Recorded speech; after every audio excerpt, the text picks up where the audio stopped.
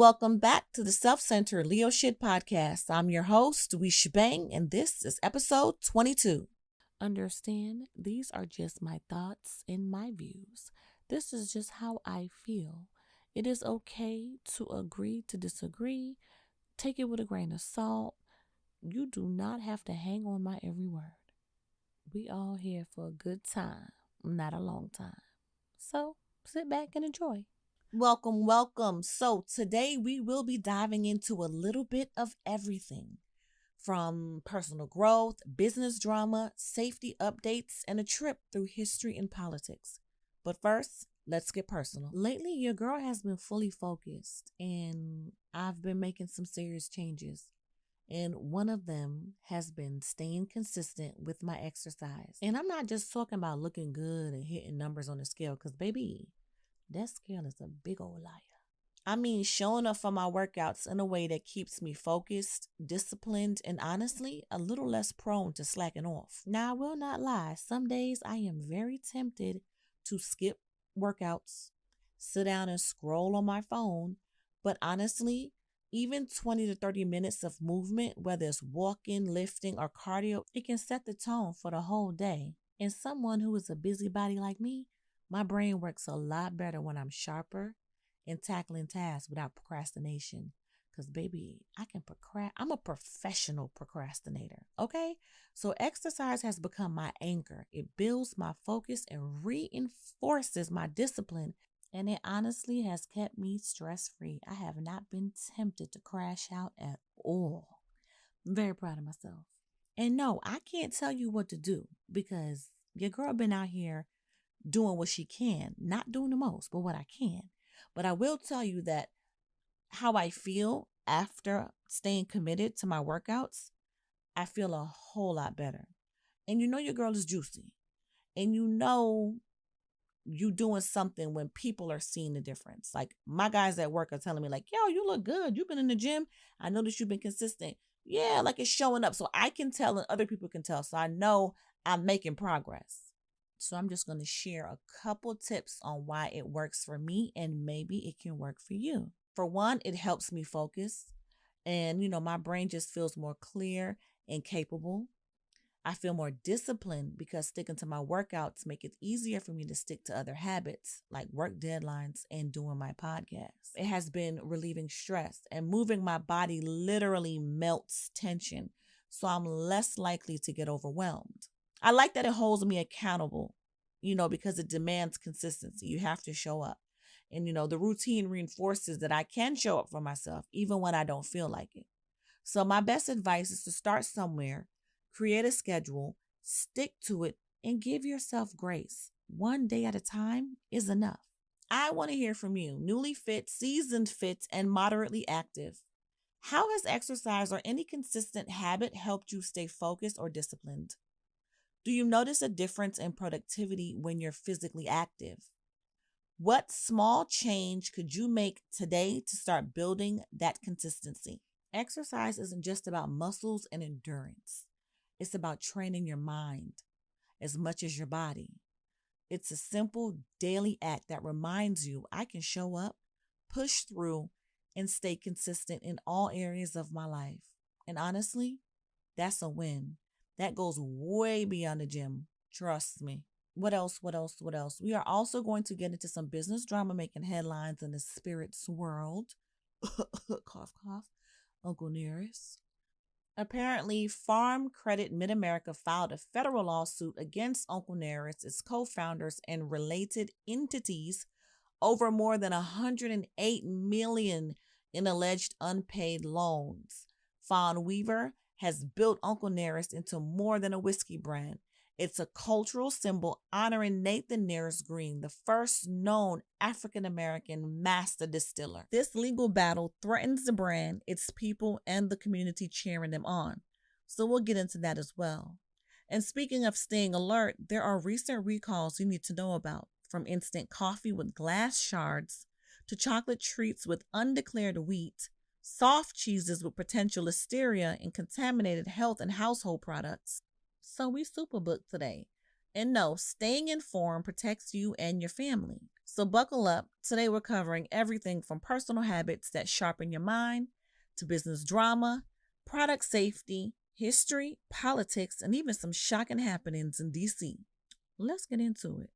So let's talk about these headlines that's been shaking up the spirits world, and it's about the brand Uncle Nearest. So here's what's been reported in the last week. Farm Credit Mid-America, a Kentucky lender, filed a federal lawsuit against the company, its co-founders, Fawn and Keith Weaver, and a few related entities. The lawsuit states there's more than $108 million in unpaid loans, and they're making serious claims, like overstating barrel inventory and using loan money for property outside of the business. Now, I gotta stress that these are allegations and not proven facts. We don't know the full story yet, and if you've ever built anything from the ground up, you know the road to success is really smooth.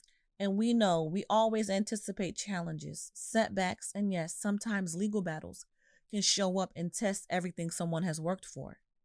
Fawn Weaver has grown Uncle Nearest into more than just a whiskey brand. It's a cultural symbol honoring the legacy of Nathan Nearest Green, the first known African American master distiller. This legal fight is going to be tough on the business, the people working there, and the community that's been rooting for them. So before we rush to judgment, let's remember there are real people, real jobs, and real reputations in the middle of all this. My hope is that when the dust settles, we'll be talking about a resolution that keeps the brand alive, the legacy intact, and the story of Uncle Nearest still being told for years to come. What's new in the case? Because there was some updates over the course of the past couple days. A receiver request hearing was held on August 7th, 2025. A federal hearing took place focusing on Farm Credit Mid-America's request to appoint a court receiver to manage Uncle Nearest following allegations of defaulting on more than $108 million in loans. And shout out to Fawn Weaver, because I watched a lot of her videos and I heard her story. And my girl built herself up from the mud. She really put her heart and soul into her business. So I'm truly hoping that this comes out in her favor. Now, Uncle Nearest's legal team did admit to missing the $10 million payment, but they argued against receivership, aiming to instead handle the debt repayment themselves.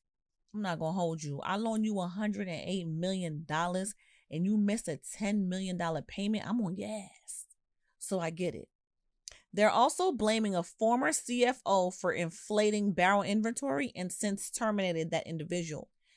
And I'm going to say, I don't think the inflated barrel inventory was an issue because who didn't check the numbers? Who didn't check for accuracy? You loaning $108 million. I loan you $108 million. I know your blood type. I know your favorite color. You got to give me 108 references. The fuck are we?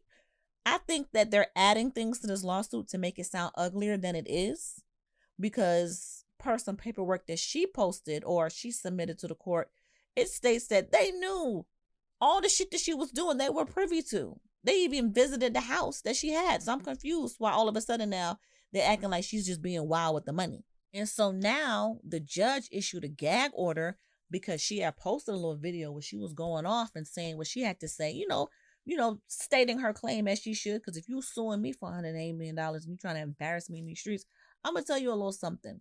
And so in response to her social media activity and public statements, the order also prohibits all parties in her company, representatives, from making any public comments now, either written or spoken, about the case, its collateral, or any involved parties until a ruling is made on the receiver request.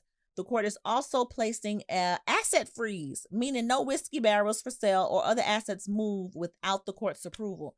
Oh, they doing a lot. Fawn Weaver and Uncle Nearest are under legal pressure, but they remain at the center of the fight. With the gag order and asset freeze now in place, the next pivotal moment is the court's decision on whether to appoint a receiver to oversee the distillery. Right now, the future of Uncle Nearest hangs in the balance, not just as a business, but as a legacy.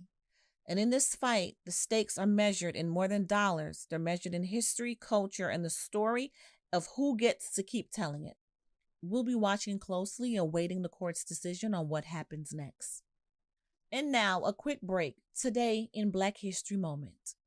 Welcome to Black August, a month honoring Black resistance and the legacy of political prisoners born out of the struggle and reflection inside San Quentin Prison. On this day in 1971, in what's now Haiti, enslaved Africans gathered for the Bois Cayman Vaudou ceremony, a powerful act of unity and defiance that lit the fire for the Haitian Revolution. It became the first successful slave revolt in history, leading to the world's first independent Black republic in 1804. Fast forward to August 14th, 2019. The 1619 Project launched in the New York Times Magazine, reframing U.S. history by placing slavery at its core. Created by Nicole Hannah-Jones, it's reshaped how we think about freedom, democracy, and the work still ahead. Black August isn't just history. It's a call to remember, to resist, and to keep building towards liberation. This Black History Moment is brought to you by the Morgo Brand Communication Group, because knowing our past shapes a stronger future. Now, back to the show. All right. We have another round of recalls. Yay, safety recalls. And this time it could hit your kitchen, your medicine cabinet, and even your household supplies. And recalls are a good thing because at least we know somebody's out there paying attention, right? And it's about staying informed so you can keep your family and yourself safe. So let's talk food. Dollar General issues voluntary recall on Clover Valley instant coffee due to the potential presence of glass fragments. The affected items are 8-ounce containers and the lot numbers will be listed in the description, or I might do something where it flashes on the screen or something. I don't know, but it's 3 different lot batches and the numbers are relatively the same. So it's lot L5163 and then it's lot L5164, lot L5165. All of which have a best buy date of before December 15th, 2026. Now, these products were distributed exclusively through Dollar General stores across 48 states between July 9th and July 21st, 2025. The recall was initiated after a customer reported discovering glass fragments in one of the containers. While no injuries have been reported, the presence of glass poses a potential safety risk. Dollar General advises customers who purchase the affected products to discard immediately and contact the company for a full refund. Refund contact information will also be available in the description.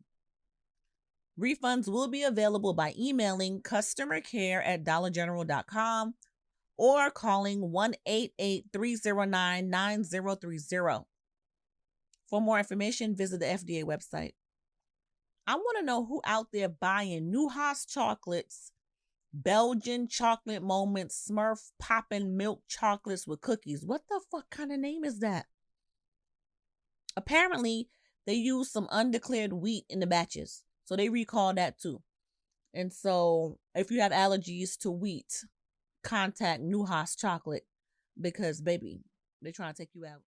The affected products were distributed from July 21st to August 4th in select states, including New York, Virginia, Maryland, Pennsylvania, and Washington, D.C., as well as through Nuhas online. The products in question are the Belgian chocolate moments, Smurfs poppin' milk chocolates with cookies. Also, there is a recall on cheese. So cheese lovers, I know you're about to fall out, but there's a soft cheese. It kind of looks like brie, but it's not brie. It's called Camembert cheese. And there's listeria in that thing, so you need to throw it out. Listeria is a serious bacterial infection and it can fuck you up real bad. So don't eat it. Return it to the store you bought it from. Throw that shit in the trash, but contact whoever you got it from because listeria ain't no joke. And be sure to always check the FDA recall page at fda.gov. They always posting something, always something going on. Even though the FDA be making me mad because they be approving shit that's wild weird and then recalling it later. So just read your labels. All right, this is the last of the recalls. This is Dermarite Industries is recalling several hand soaps and antiseptic cleansers due to a possible bacterial contamination. And a lot of y'all probably don't even know what type of soaps are being used at your offices where you work, your school where you go, wherever you're going to be. So make sure you're paying attention when you're even out in these streets. It's called Burkholderia. I'm about to play myself with this word. Burkholderia cepacia, which can be dangerous for people with weakened immune systems. Now, do not expect me to say these names right, because why the fuck are these products named this any goddamn way? Okay, so the products include Dermaclean Antiseptic Lotion Soap, Clean Foam Antimicrobial Foam Soap, Dermacera Externic Blood Clot, Dermacera External Analgesic, and Perigene Antiseptic Cleanser sold across the US and in Puerto Rico. Jesus! Yo, that almost took me the fuck out. What? You see how much I love y'all? I'm bringing y'all the things you need to protect you, even if I can't pronounce them. And your girl could speak. That was very hard for me, but I did it for y'all. Anyway, no illnesses have been reported, but if you have any of these projects, Jesus Christ. No illnesses have been reported, but if you have any of these products, stop using them immediately. Contact the company or check the FDA website. Okay? Okay. Safety first, baby. Quick nostalgia moment. Y'all, Claire's and Icing are closing their doors for good. No online store, no relocating to a new location, not closing some and leaving a little bit open. They're closing everything down. All of it is gone. And it's like saying goodbye to a childhood friend. I got my first inflatable couch and all my inflatable stuff I got from Claire's. All my little accessories, my little book bags, my little fanny packs, my little earrings, all that stuff, my nose rings, all that stuff I got from Claire's and Icing. Shit. I even got my sister to take me and my best friend to go get our ears pierced when we were in high school. She had to pretend to be our mom. Claire's is really like a staple. Oh my God. You know what I'm saying? So it's just like we used to go into Claire's and just be in that back mirror, trying hats on, just doing the most. And so it's kind of sad. And then, growing up to have my daughter grow and go shop in Claire's, it was like, wow, I shopped there when I was your age, and now you can shop there too. And now they're shutting down. So it's sad. My Claire's and Icing experience made being a teenage girl feel like a dream. It was really fun. You got to do all these girly things, sparkles, glitter. It really did what it was supposed to do. It helped us young girls look in the mirror and really want to be bedazzled. But yes, thank you for the sparkles, Claire's, and Icing. I don't like the way y'all closed down because y'all damn sure didn't tell y'all employees until like the day after or the day of when y'all were doing shit. Y'all did not relocate them to new locations. So I'm a little tight about that because that was fucked up. But nevertheless, Claire's shall be missed. And now, my favorite part of the show is Welcome to the Culture of Clarity, your go to space for breaking down today's news, culture, and stories that matter with insight, context, and a clear perspective. From the latest headlines to the moments that shape our communities, we're here to cut through the noise, spark conversation, and help you see the bigger picture.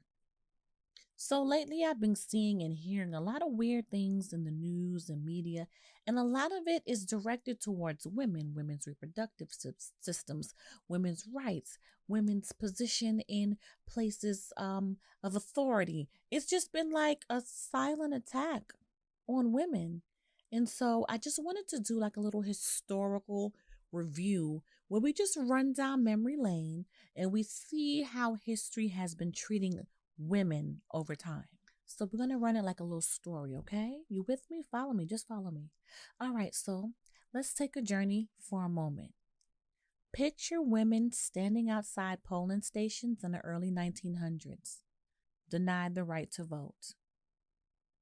Imagine women in England legally considered the property of their husbands, unable to own land, sign contracts, or even make decisions about their own lives.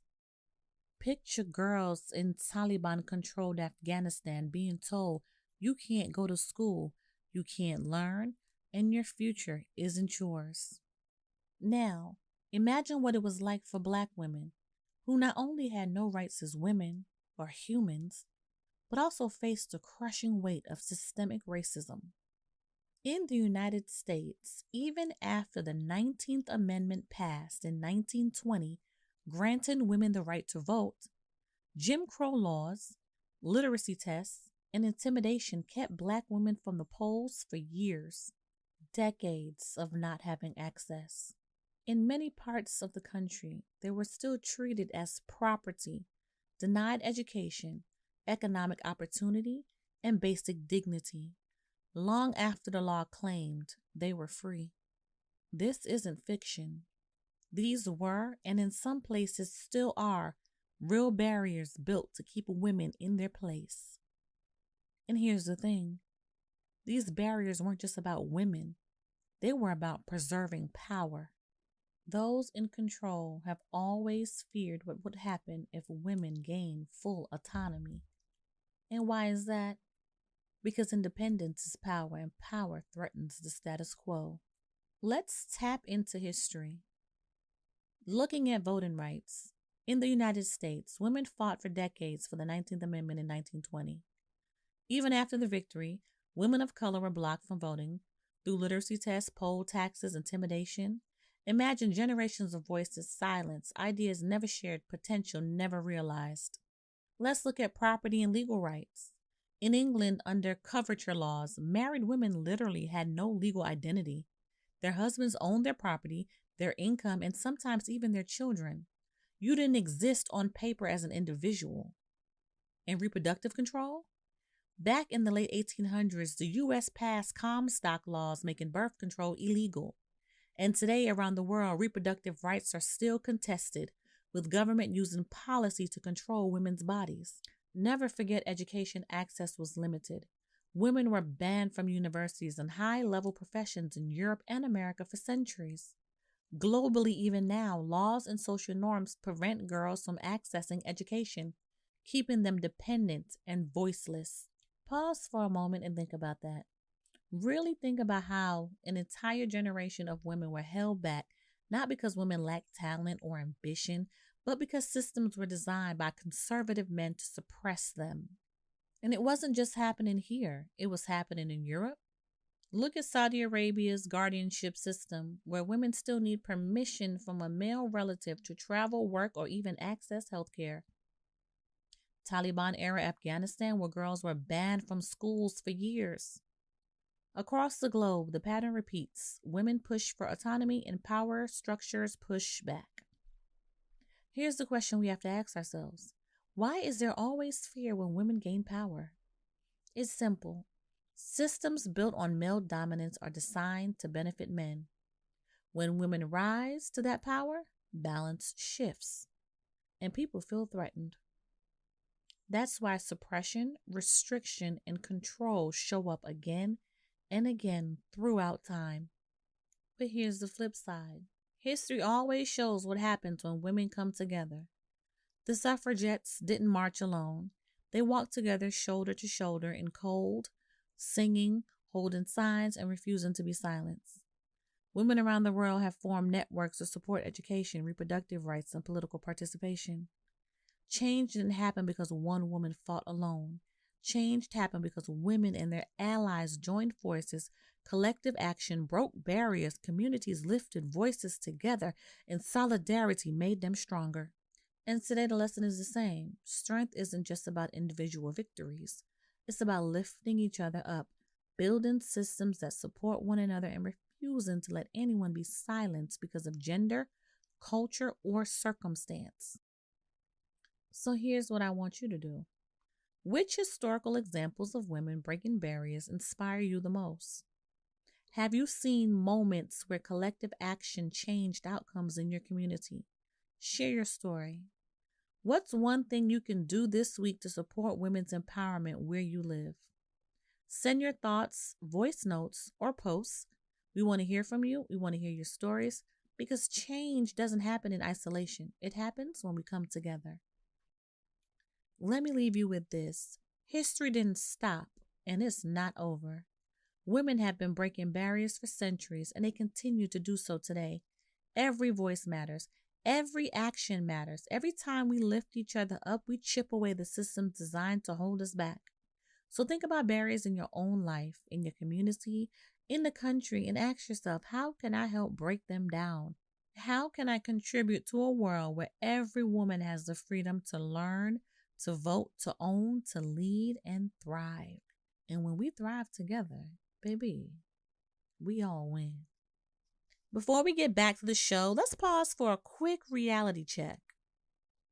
Parents, history isn't just a subject, it's the blueprint for our society. And right now, in this America, it's attempting to redraw that blueprint. This isn't speculation, it's an agenda.